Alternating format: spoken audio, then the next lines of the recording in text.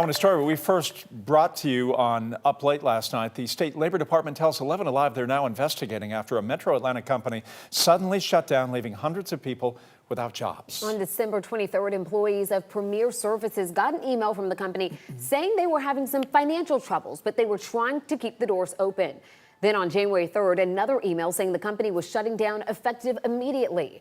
The surprise move left nearly 1,000 employees all over the country, including 140 of them here in Metro Atlanta, without jobs or any kind of back pay, severance, or health insurance. They say company executives have now vanished with their personnel files, so they're now having trouble filing for unemployment. We also reached out to the company with no luck. When we called the state labor department today, they were unaware of the company closing up. After looking into it further, they said it does not appear the company filed the required paperwork through their department before shutting down business, according to state and federal law.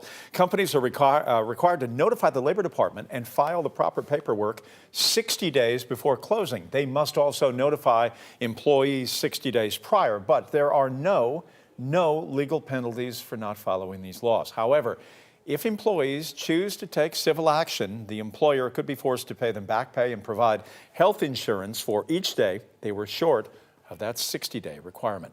The Labor Department did tell us they are now deploying their rapid response team to try and get in contact with that company.